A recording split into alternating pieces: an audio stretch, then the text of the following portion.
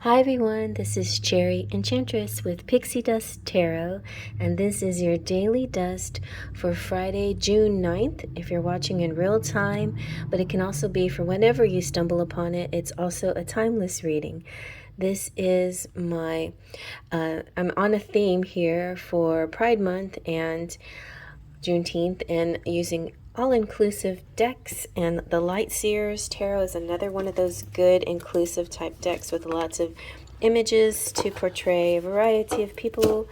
I watched videos about inclusive decks, and then there's some that that take care of everything, like age and physical abilities. They'll have people in wheelchairs and things like that too. So there's some decks out there that are quite extensive that way. I don't believe I have anything that extensive, but this one does have a really nice mix of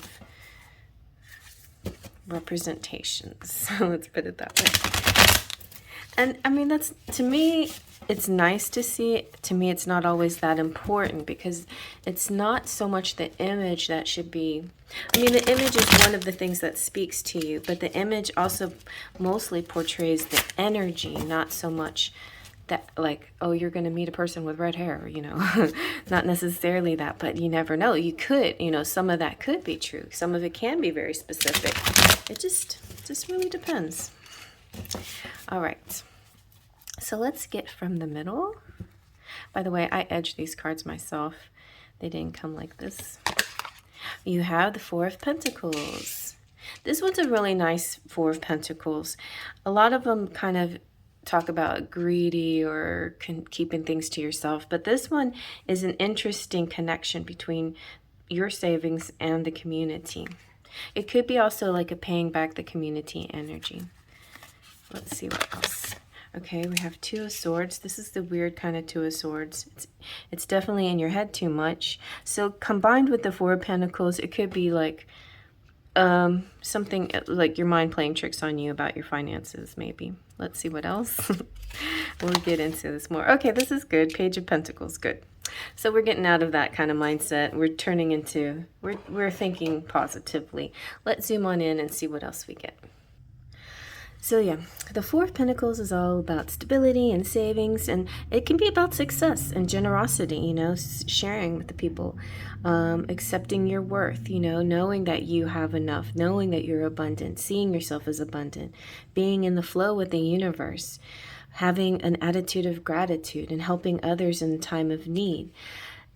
But there is the shadow side, would be hoarding and coveting and lack mentality, which could kind of trickle into, could be what's going on here. But since we have the Two of Swords, there's two mindsets, So I feel like there could be, I mean, this is very common, it's like, oh, I just really want to share, but my finances are limited today, and it's kind of it's just like you're thinking to yourself, wait a minute, I don't need to talk like that out loud because I'm attracting that. So maybe if I act as if, but then if I spend money that I don't have, like you're kind of going back and forth in your head, like, how do I approach this conundrum of seeing myself as abundant and trying to share, but then actually if I share, then I might actually not have enough in my pockets for other things that I need.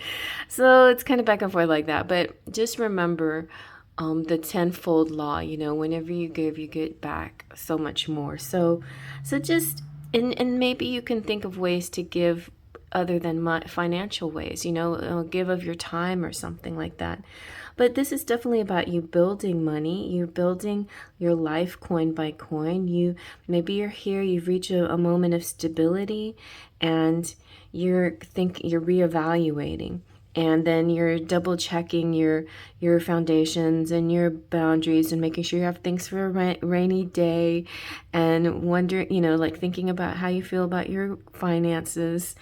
You want to go, keep going towards your goals, but you don't want to over focus on your possessions. You want to let go of any jealousy you might have from other people's positions in life and their finances, because that negative energy around abundance will definitely, attract more of that. So you want to let go of those energy blocks and and let more magic come into your life.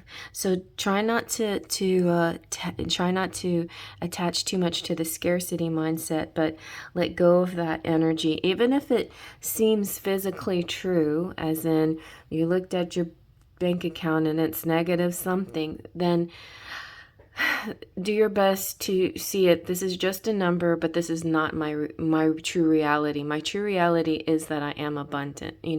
Just like kind of see beyond those kinds of things, and then before you know it, somebody will be paying you for something, and you're not negative anymore. And so it's a beautiful kind of fine line sometimes, but it's definitely worth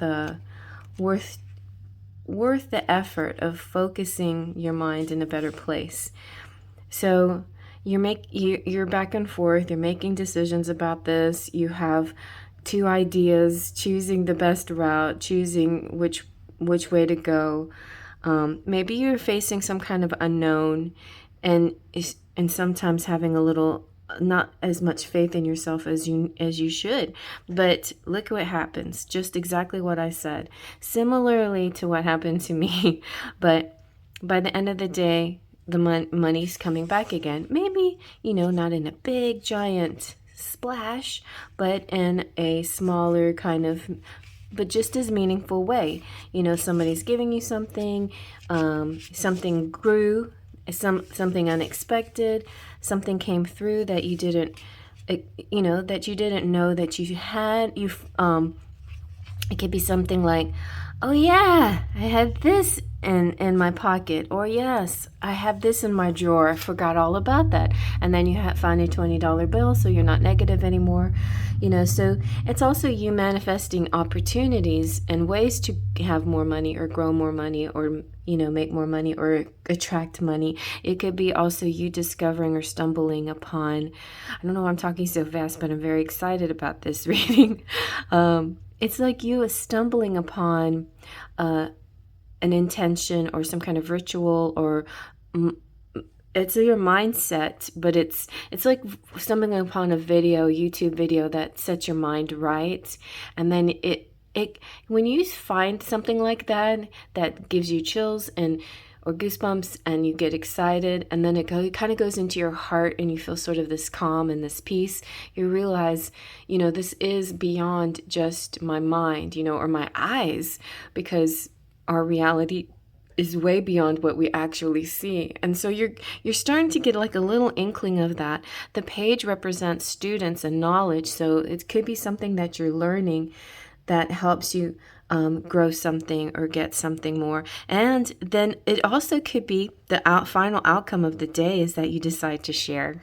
You start the day thinking, well, should I share? And you're in your mind, blah, blah, blah, blah, blah, I don't know, but and then you do share. And, what comes after that? Well, maybe we'll find out tomorrow.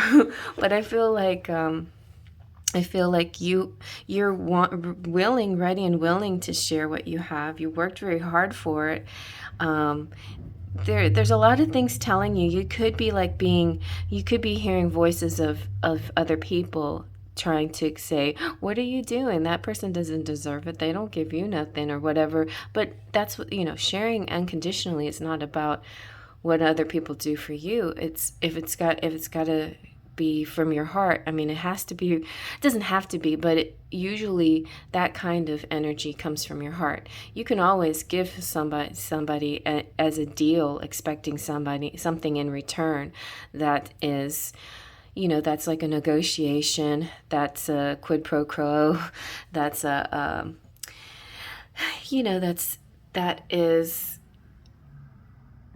it's transactional. So transactional money exchanges are always with this assumption somebody's going to pay you back somehow, some way. And maybe that's what you're facing. Like, should I just give this without any expectation of return, or should this be a transactional situation? Whatever you do. Like, sometimes with family, it's kind of difficult. You want to just give without a return. But sometimes if family takes advantage of you, then you might want to write something down, you know. Especially yeah, so if you're doing big money in contract, maybe contract is important, that's up to you. But I feel like you're going to be kind of back and forth in your head in this. I feel like the general energy is giving without expectation of receiving is kind of the winning course here. And then your finances will grow.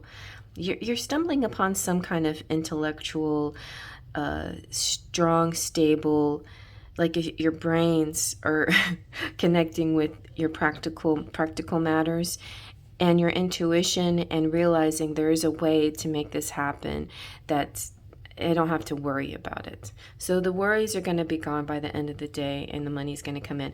Oh, but my example it's a very minor example, but it could be a very minor thing that happens in the day for you. Like you wake up and you're like, oh, dang, where did all my money go? And then later in the day, somebody pays you for some kind of service, and you're like, okay, phew, okay, I got a little bit now, a little cushion, and I don't have to, I'm not worried anymore. So it could be something simple like that. Or finding some money on the couch or in a pocket somewhere. So yeah, check your pockets and things like that. And I hope you like that. Faith, Trust, and Pixie Dust.